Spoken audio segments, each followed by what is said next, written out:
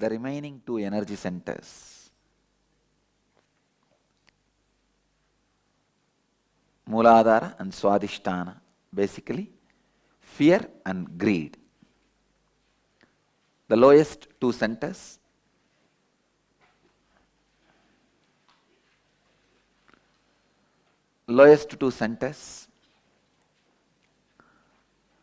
all the patterns which are rooted in fear and greed, we will be working. Please understand. Your fear and greed has become so complicated, it creates so many ripple effects and side effects, different patterns.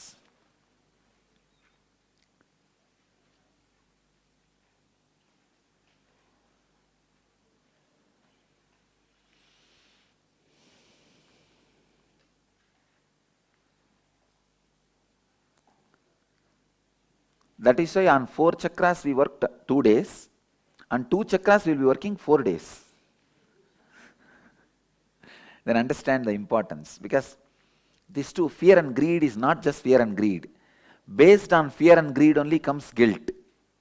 From guilt comes different pains.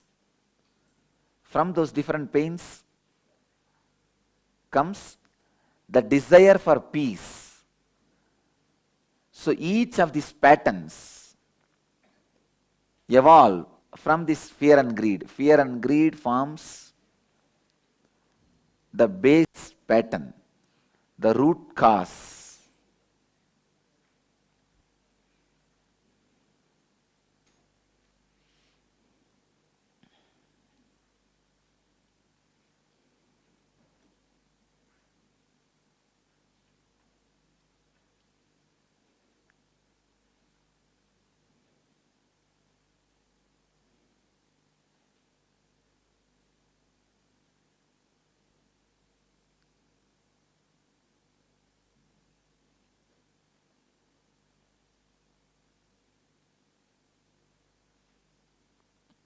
I'll share with you all an incident, how this whole technology was revealed to me. This is basically a technology, breaking your patterns, freeing you from all conditionings. It's basically a technology.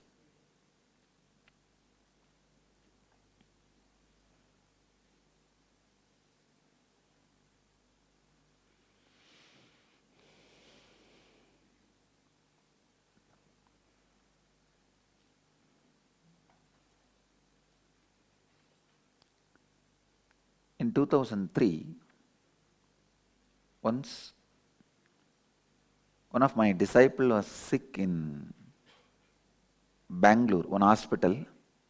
I went there to heal that person. She's an elderly lady. She was in ICU. When I was healing her, at that same moment, the next bed patient, that guy is not a devotee, some patient, he started dying. The death has started happening in him.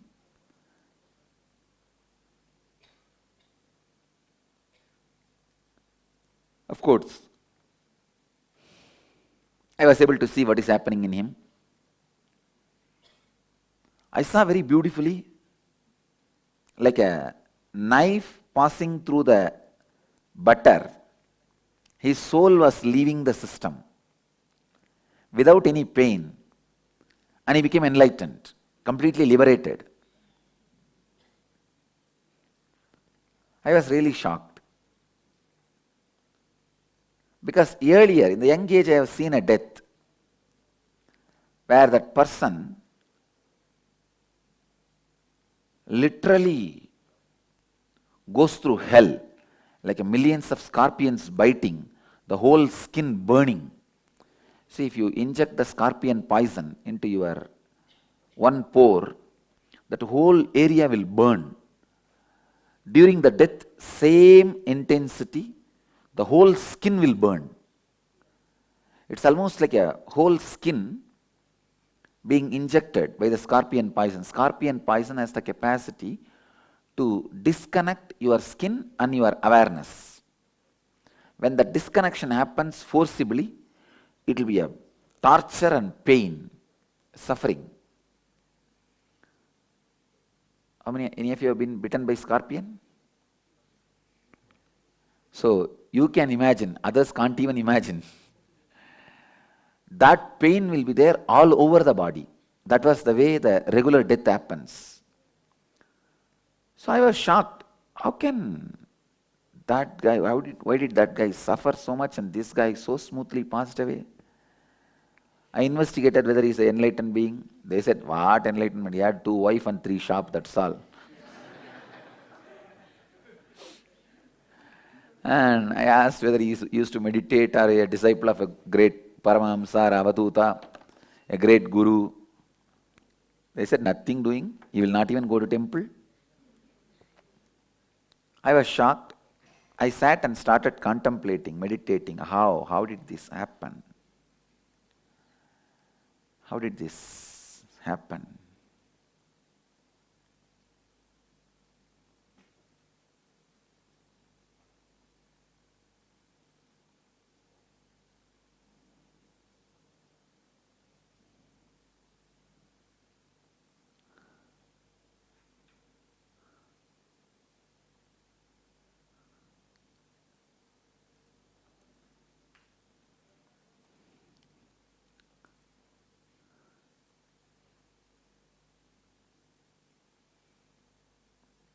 It was like a revelation. It was like a strong revelation.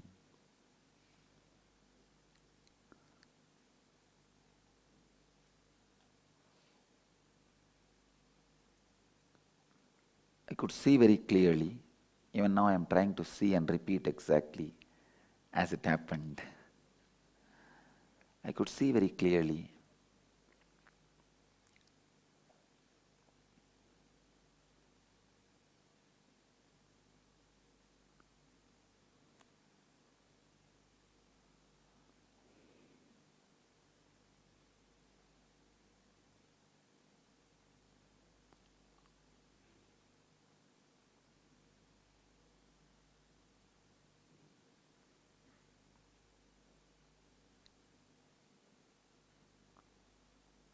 It was due to my presence.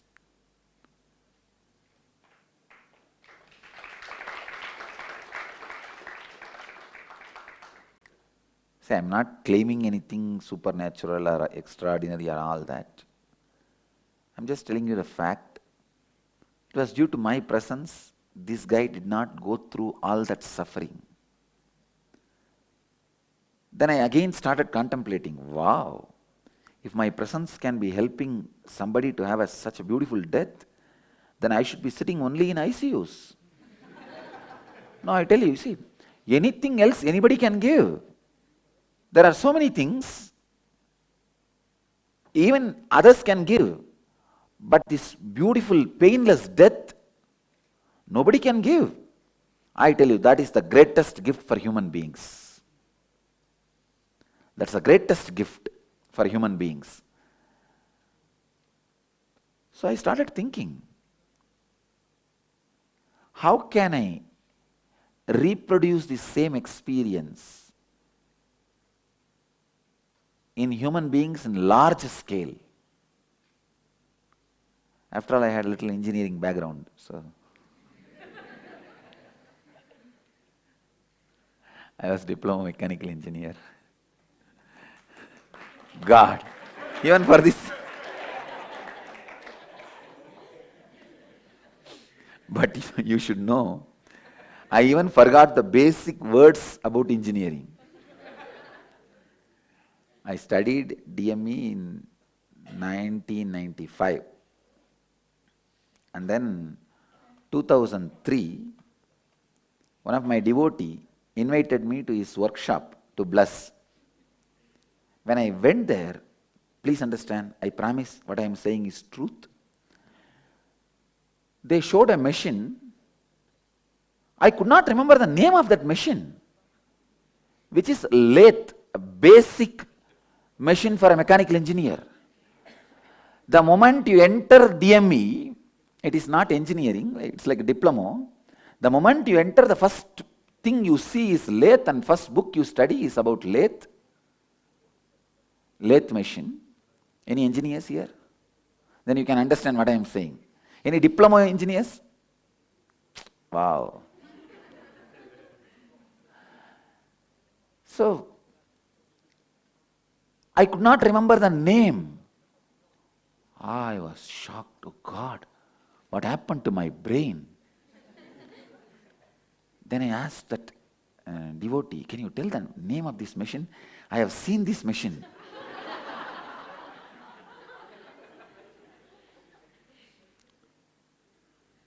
Do you know my selective subject that they select? In my elective thing, I am a machine shop engineer specialist.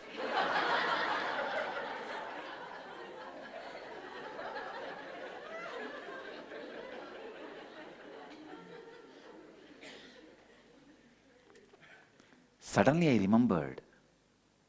9 years, I did not even remember once about what I studied or even words from what I studied. Means totally different world. It was all about enlightenment and yoga, pranayama, meditation, kriya, process. Anyhow,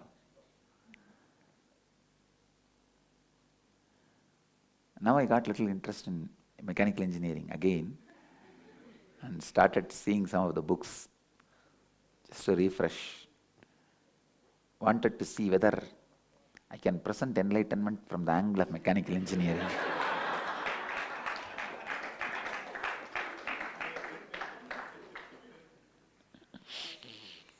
Anyhow, so the next thought I had was, can I reproduce this to large number of people, the same experience?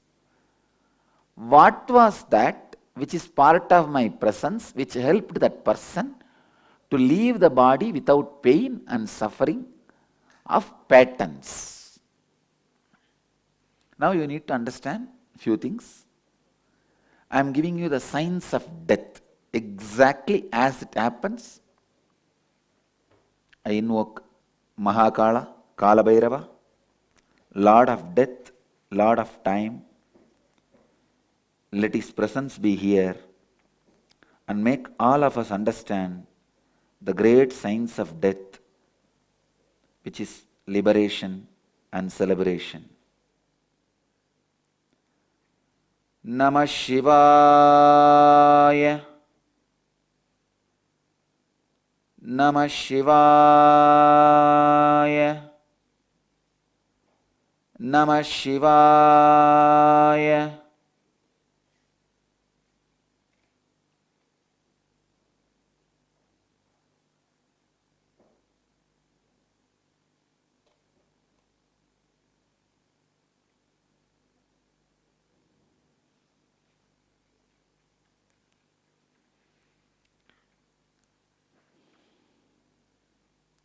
Understand, your body is not one unit as you think.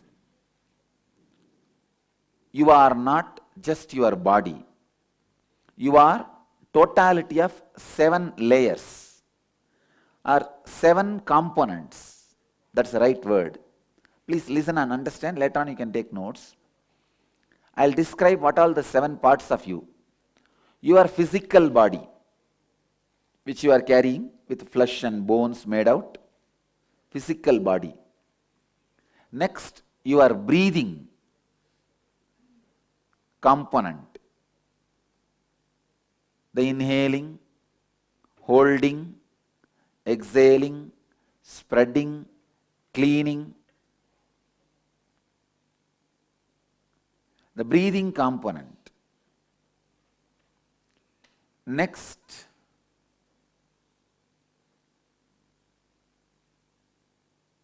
mind. The mental component, thinking, your constant inner chattering, like a washing machine which can never be stopped, which goes on inside you. or the transistor which can never be stopped? Transistor. It's an Indian word. What is the word they use in the West? Radio. I think the transistor word must have some meaning. It is much more than a sister blabbering. Trans means usually beyond, na? So it is beyond sister, constantly nagging. So there's a transistor in all of you.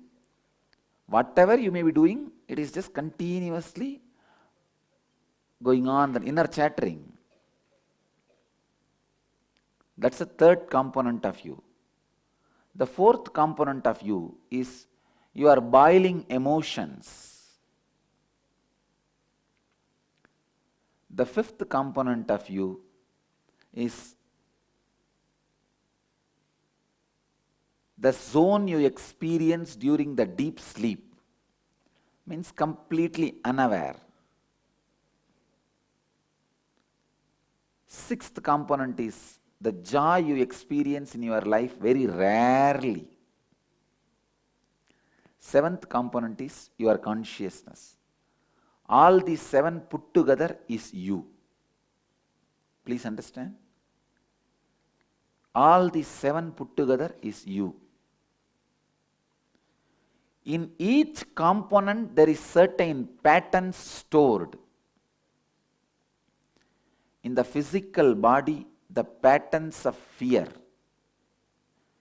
of death is stored. That is why if your body falls on electric current or you see a snake, naturally your body responds. What do you call survival instinct? Naturally your body responds. Because the pattern of fear and death fear is strongly stored in your physical layer. Next, that breathing layer, in that all your greed and desire patterns are stored. That is why when there is a strong greed or lust evoked, awakened, your breathing pattern changes. Your breathing pattern becomes different.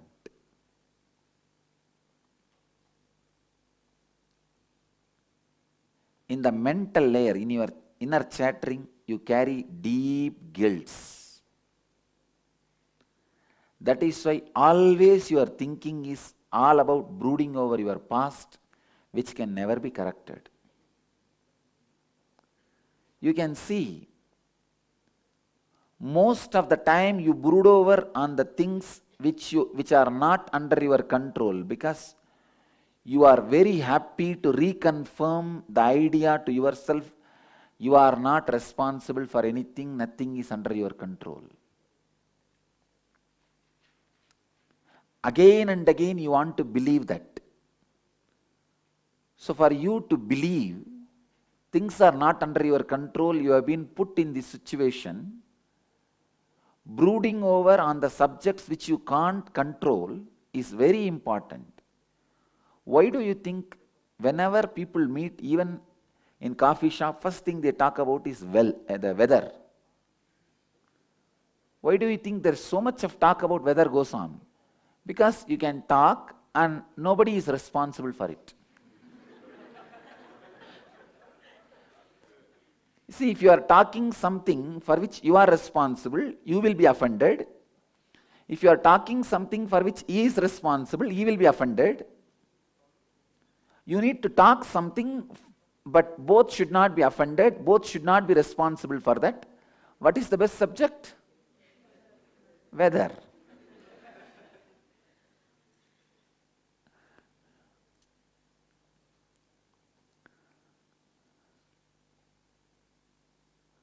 Weather. There are many things in the world, if you are brooding over about them, it gives you a kind of a feeling you are not responsible for your life and gives you a cozy feeling. Okay,